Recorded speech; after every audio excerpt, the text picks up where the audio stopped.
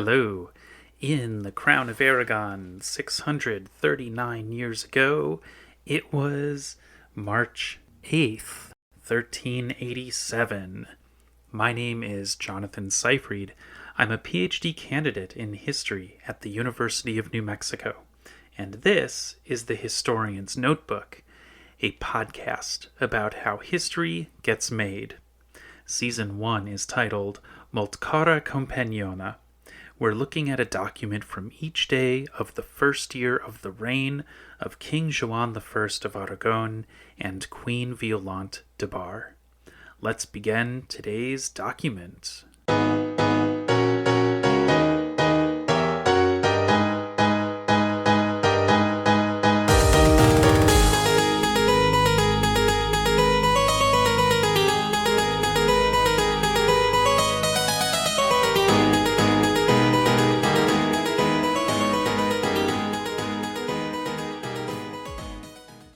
Today's document is a short one. It's about 10 lines. And gosh, Violant, she just cannot stop writing to the Pope. It's like, can a single day go by when she's not writing to the Pope? I don't quite understand how this is working, that things just keep randomly coming up and she has to write to the Pope yet again after all of the correspondence that's been going on for the last 2 weeks, where she's writing to the Pope about all the different things. Well, here we go. We've got yet another another petition for some kind of office, probably, although it doesn't say. It's so general.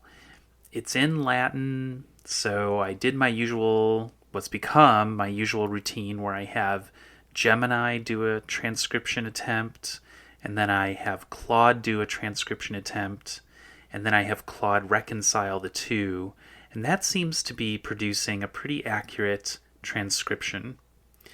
This time around, the interpretation from Gemini that this was written in Barcelona, which to me is really good, a good interpretation. It's in the second to last line of the letter, Barcinone. It's very, to me, a clear ARCHN, but that B at the beginning, the way the scribe wrote it, it makes it look like an L.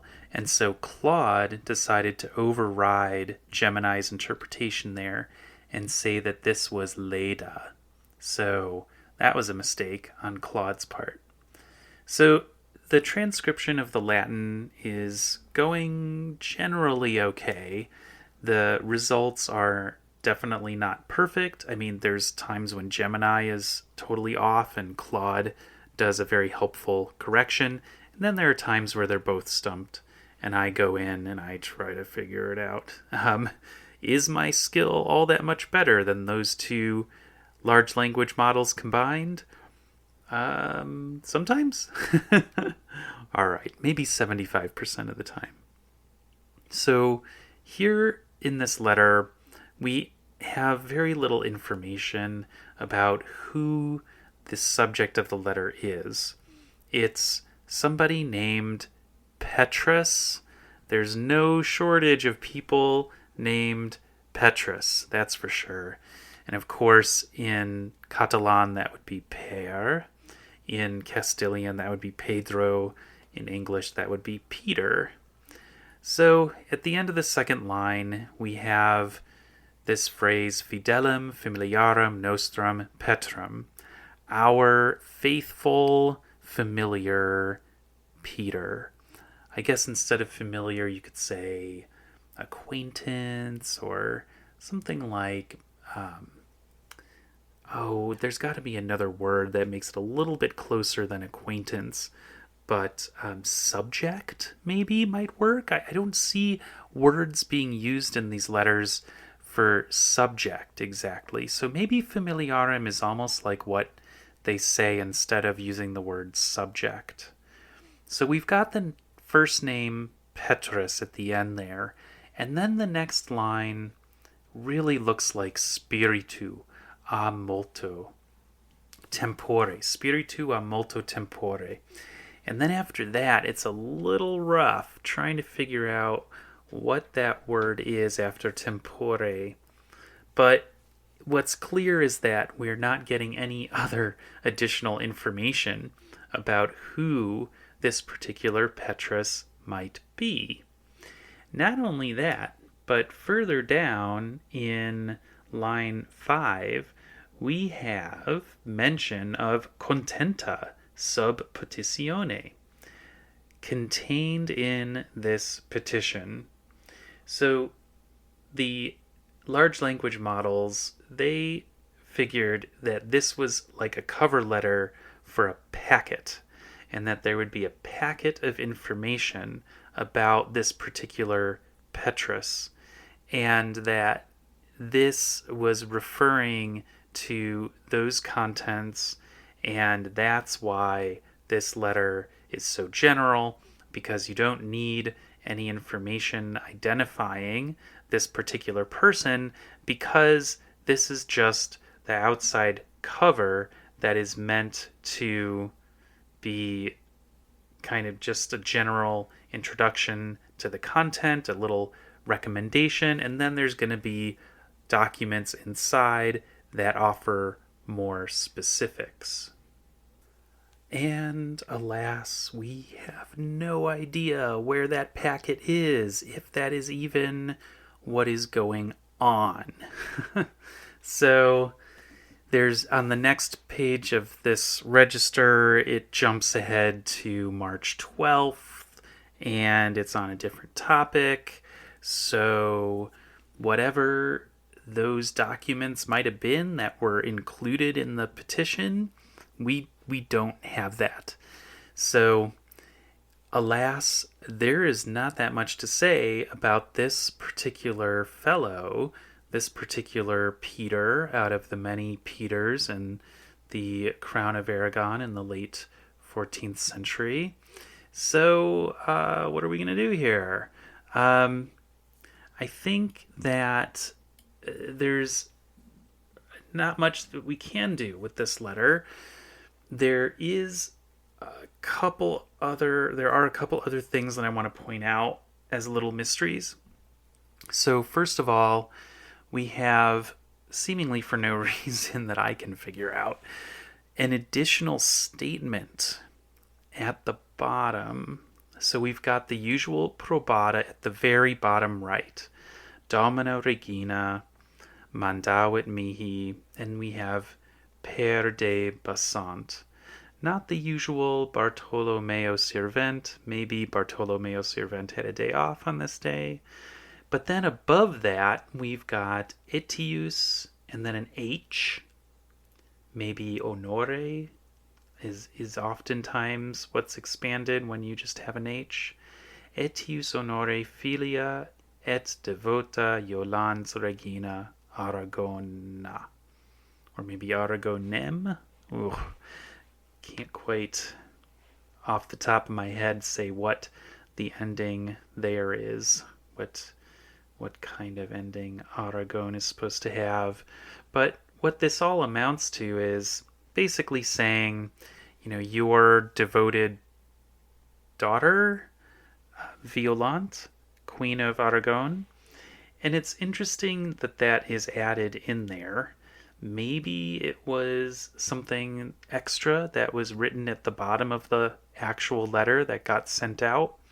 And then we've got this really different kind of abbreviated word following the date. So I kind of working my way up from the bottom here.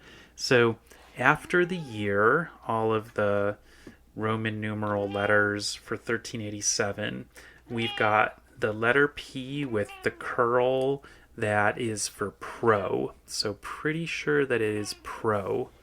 And then it's either a T or a C. The little bit that goes up above makes me think that it's a T. And then we have an H, and then we have the abbreviation for the US. So it's something like I know, Shadow. It's frustrating. Can't figure out what this word is. Is it something like pro? Yeah, I know. It's a struggle. It's a struggle. So I'm gonna try to figure that one out. Um, it's not like procurator. There is an H in there, and it's probably a TH, and ah, like something protheus. Um, Gosh, don't know. The information at the lower right is all very standard for an addressee line for the Pope. So all the usual stuff, you know, the universal church, blah, blah, blah. All right, well, let's see. I'm trying to think of what else I could pull out from this letter that could be useful in any way, but alas, it is just so general.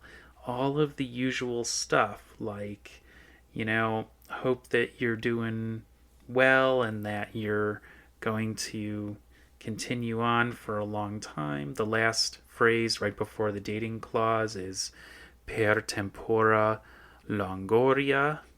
And let's see if there's anything else. Goodness, I am pretty sure that we are kind of at the end of the line with this. Oh, okay, wait. Here's something else. On line 5, yeah, it's such a rambling episode. I'm so sorry. All right, so on line 5, the same line where we had the contenta sub petitione, the last two words in that line are interclusa ad, and then the next word in the next line is expeditionis. So interclusa, I thought, was a word that would mean like included, like here included, to be expedited. But actually, interclusa means hinder. So I think what's being said here is please don't do anything to hinder the expediting of a favorable ruling for the said Peter. But I'm having trouble finding the negation for interclusa. So that is something a little bit mysterious about the medieval Latin in this letter, and that one word interclusa. It might be something just a little bit more idiomatic. All right, that's what I got for this little document. Violant, pen pals with anti-pope Clement the Seventh. Of course, she would have considered him the real pope, and the Roman one the anti-pope. Thanks for listening to this episode of The Historian's Notebook, Season 1, Molt Cara Compagnona. If you are leaving with more questions than you arrived with, such as, which Peter is this letter about?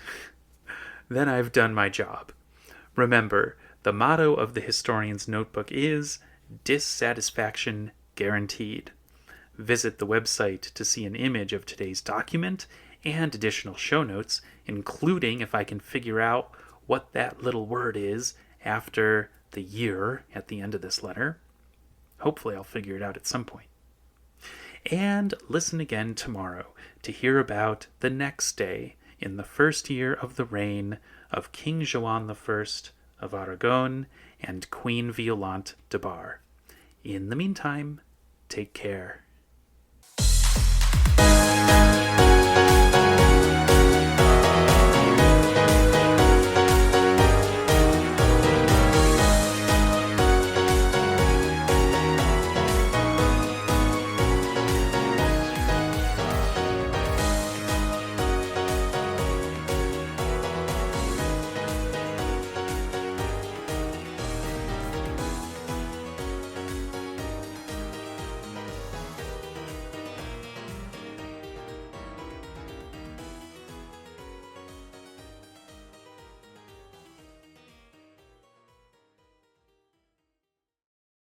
Eighth.